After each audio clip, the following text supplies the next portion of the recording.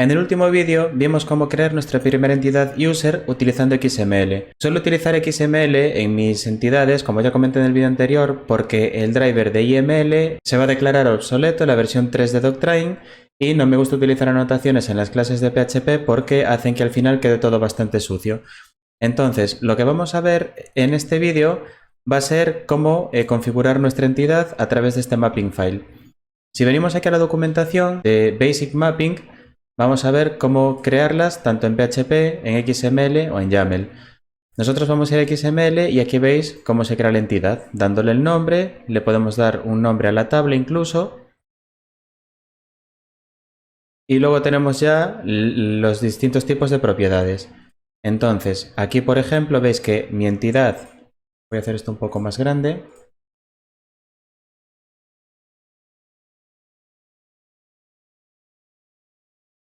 Vamos a ponerle aquí 18 para que se vea bien. Vale, entonces aquí veis que yo le estoy dando el nombre de mi entidad, que es esta entidad user, pero yo aquí puedo poner el nombre de la tabla. Puede ser user, users o el que queráis. Vale, que sepáis que también se puede poner aquí. Y lo siguiente que tenemos es el ID. Entonces, aquí nosotros en Generator podemos poner Strategy y veis que aquí van a aparecer varias estrategias. Si venimos también a la documentación y bajamos un poco aquí hasta el Primary Keys, vemos que tenemos distintos tipos. Entonces lo que os recomiendo es que os vengáis aquí a la documentación y vayáis viendo uno por uno qué es lo que hace. Pero yo os digo que en la mayoría de proyectos os vais a encontrar o un ID que será un número entero autoincrementado, es decir, que se va añadiendo 1, 2, 3, 4 a medida que se van creando entradas en la base de datos, o el UUID, que es el que más se suele utilizar. Hay otros tipos, pero en principio esos son los que os vais a encontrar en la mayoría de proyectos con Symfony y con Doctrine. Si yo aquí, el que es por defecto es el auto, ¿vale? Si os fijáis, si me pongo aquí encima me dice que este valor es redundante porque es el valor por defecto. Entonces ahora vamos a ver cómo funciona esto. Para crear una migración tenemos dos formas de hacerlo, o bien utilizando un comando que provee el maker bundle que vimos en el vídeo anterior, pero Doctrine también tiene un comando que nos va a permitir generar una migración comparando el estado de nuestra base de datos con el estado de nuestros archivos de mapping. Entonces, si venimos aquí a nuestra terminal y entramos dentro del contenedor, si hacemos bin console, vemos que aquí tenemos un montón de comandos de Doctrine y aquí vemos uno que se llama Doctrine Migrations Div. Y esto ves que pone aquí, genera una migración comparando el estado actual de la base de datos con tu información de mapping. Entonces este es el que vamos a utilizar. Lo voy a copiar y lo que voy a hacer es ejecutar aquí bin console y este comando. Y veis que me indica que se ha generado un nuevo archivo de migración en la carpeta Migrations. Por lo tanto, si vengo aquí en mi proyecto, dentro de Migrations, vemos que tenemos ahora este archivo.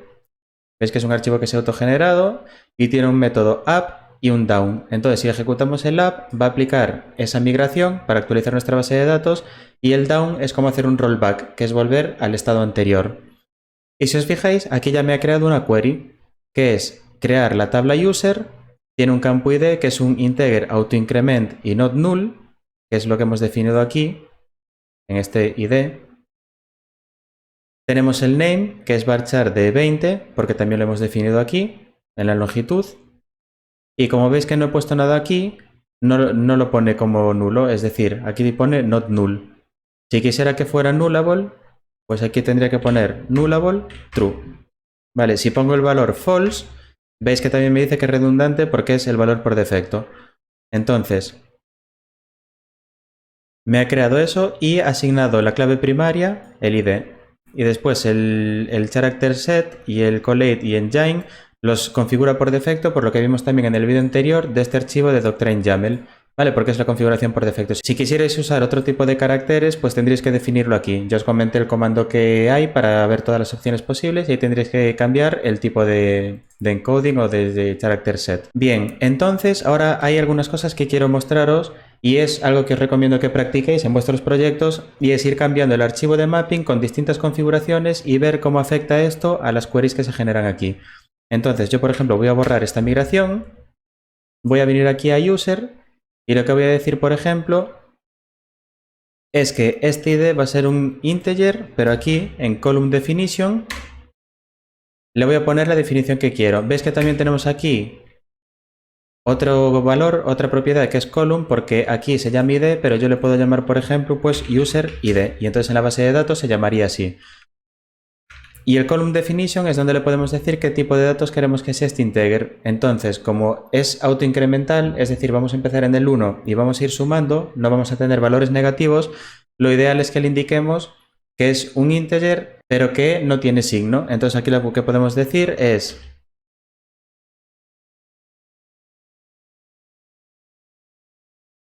int y unsigned. Entonces, si yo ahora ejecuto otra vez el comando, veis que se ha creado otra vez el archivo. Y si vengo aquí, ahora ya se está creando la tabla user y me está creando el id como integer unsigned. Y después le está poniendo como clave primaria. Pero si os fijáis aquí, ahora pueden ser null porque no lo tiene. Entonces es lo que os digo, es simplemente probar. Tendríamos que poner, por ejemplo, int unsigned not null. Entonces, si borro este archivo de aquí y vuelvo a ejecutar el comando, vemos que ahora sí que me lo ha creado. El campo id, integer, unsigned, not null. Y es el primary key. Por eso os digo que es muy importante que os creéis un proyecto en vacío, que os creéis una entidad y vayáis jugando mucho con esto, porque así es la mejor forma de ver lo que hacéis en este archivo de mapeo, cómo se refleja después en el resultado final de la query. Entonces vamos a seguir explicando más cosas. Yo aquí, por ejemplo, tengo este name, voy a crear otro campo, vale, me voy a ir aquí, por ejemplo, y voy a poner, bueno, aquí me está diciendo que el tipo de lenguaje es PHP 7.4, bueno, estamos utilizando PHP 8, creo que lo cambié en el vídeo anterior, pero por alguna razón me ha vuelto a poner... Ah, porque no tengo el intérprete. Vale, lo voy a añadir aquí. Esto, si queréis saber cómo se hace, iros a la serie de PHP Unit en Symfony, en el que explico cómo configurar PHP Storm para utilizar el debugger y demás. Entonces aquí simplemente lo que voy a es a definir a definir el intérprete. Veis que aquí me está usando la versión 8.0.6 de PHP y eso lo único que va a hacer es que aquí puedo utilizar esta versión del lenguaje. Entonces ahora aquí lo que voy a hacer es crear otro atributo que va a ser un string y le voy a llamar email. Y voy a crear otro que va a ser un datetime y va a ser created on. Entonces aquí a este le voy a añadir un getter y para el created on lo mismo. Vale, para poder acceder a esas propiedades, y aquí lo que voy a decir es que a la hora de crear un usuario le voy a pasar también un email. Aquí esto lo puedo borrar porque de momento tenemos el ID que va a ser autoincremental. Y aquí lo que voy a hacer es que this email igual a email. Veis que aquí tampoco estoy validando que el email sea válido ni nada, es simplemente para que veáis el ejemplo. Y lo que voy a hacer aquí en el this created on va a ser igual a new date time. Entonces, ahora lo que voy a hacer es añadir aquí esos valores y voy a poner field email. Le voy a poner una longitud de 100 caracteres, por ejemplo, y también le voy a decir que sea not null. Y voy a crear el field created on y el type es un datetime. Vale, aquí la equivalencia de tipos entre los tipos de Doctrine y los tipos de PHP los tenéis como siempre en la documentación, aquí un poco más arriba de lo que vimos antes, y aquí os está poniendo los tipos de mapeo de Doctrine. Entonces, pasaros por aquí, le echáis un vistazo para ver cada tipo de Doctrine, cuál es la equivalencia en PHP. Y ahora ya tengo estos valores. Entonces ahora lo que suele pasar normalmente cuando tenemos una tabla que guarda emails es que ese email sea unique, es decir, que no se pueda repetir. Entonces, ¿cómo se hace eso? Pues aquí abajo lo que haríamos sería poner unique constraints y aquí en este unique lo que puedo hacer es que se autocierre y ahora aquí las opciones es el name y le voy a dar el nombre de la constraint. Yo lo que suelo hacer para los uniques es poner una U, después el nombre de la columna, que en este caso sería el email, y otro guión bajo y el nombre de la tabla. Vale, entonces sería unique email user. Y en columns, pues le voy a decir qué columna, o puede ser una o varias, conforman este unique, y es el email. Vale, entonces simplemente con esto, si yo ahora borro esta migración y vuelvo a ejecutar el comando, Vemos que ahora tenemos aquí el ID, name, email, ¿vale? Va a echar de 100 porque es la longitud que le ha dado, not null. El created on es un datetime not null y aquí tenemos el unique index y veis el nombre email user y es el email. Vale, esto es muy importante que le pongáis un nombre porque si yo simplemente le indico a la columna y no le pongo el nombre, ahora a la hora de, si vuelvo a crear la migración, veis que le va a poner algo generado aleatoriamente, vale, unique barra baja y va a poner este número. Entonces esto, cuando trabajéis con muchas tablas y muchas constraints en vuestra base de datos, al final es un rollo porque no sabéis exactamente a qué se refiere. Entonces lo que os recomiendo siempre es que le deis un nombre a todos vuestros índices. Otra cosa que podemos hacer, por ejemplo, es definir un index. Y lo que voy a hacer es, por ejemplo, definir el nombre. Los índices se definen para que las búsquedas sean más rápidas. Entonces imaginaos que en este caso de uso, desde mi aplicación voy a poder hacer consultas a la tabla user por nombre, para buscar usuarios por nombre.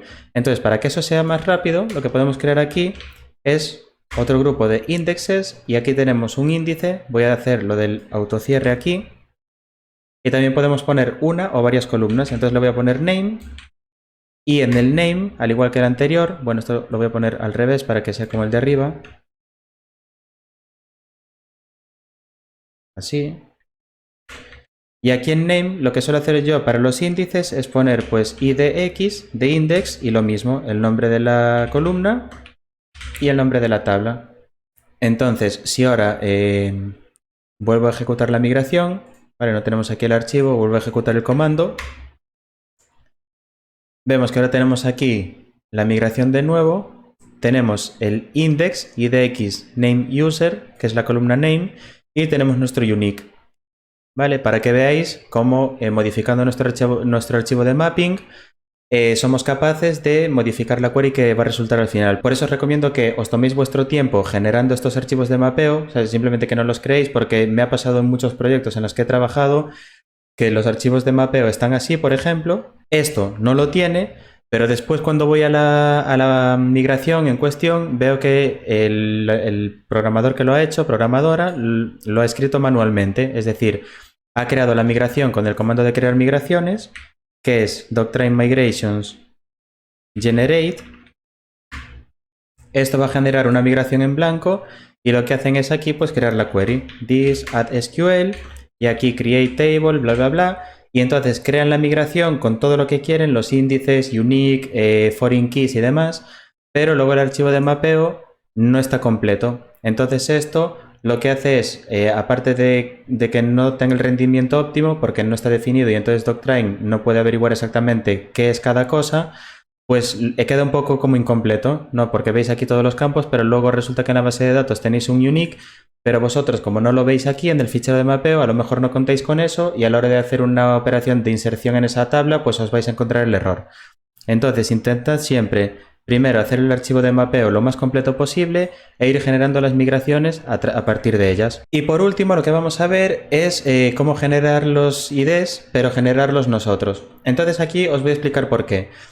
Normalmente debería ser la responsabilidad de la aplicación, o sea de nuestro código, el asignarle un ID a nuestras entidades y no delegar esa función a nuestra base de datos.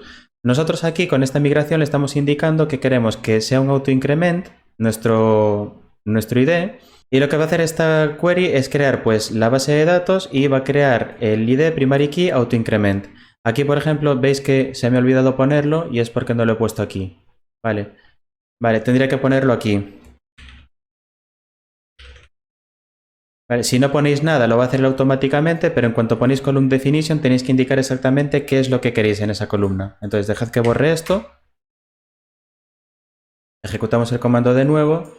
Y ahora sí, tenemos aquí, lo he puesto mal, autoincrement, es auto barra baja increment. Vale, borramos otra vez. Ya os digo, esto es probar, vale. Y muchas veces igual vais a llevar varios meses sin hacer alguna migración y seguramente pues o tendréis que hacerlo así o incluso ir a Google y ver cómo se hace. Es muy típico. Entonces, vamos a ejecutar de nuevo el comando.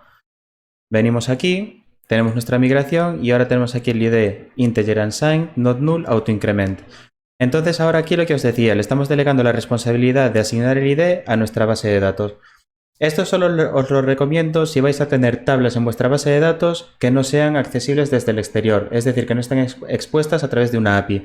Y esto es muy sencillo porque si tenéis a vuestros usuarios como 1, 2, 3, 4, lo que puede hacer cualquier atacante es crear un script que vaya haciendo peticiones a vuestra API, y autoincrementando el ID y buscando fallos de seguridad para obtener la información de vuestros usuarios. Entonces, para ese caso, lo que se utilizan son los Unique IDs. A partir de la versión 5 de Symfony hay un componente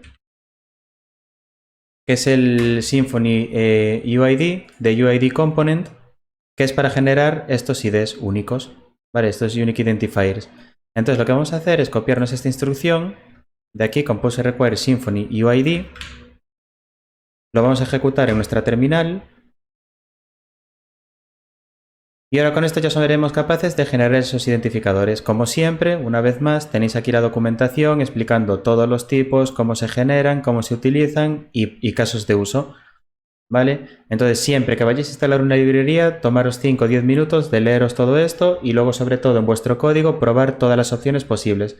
Aunque solo veáis utilizar una, como es en este caso, vamos a utilizar la versión 4, es bueno que utilicéis las otras y veáis cuáles son los pros y los contras.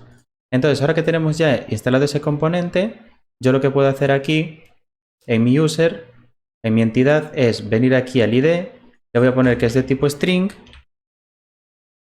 y en column definition le voy a poner que va a ser un char de 36, porque los UIDs tienen 36 caracteres, y not null.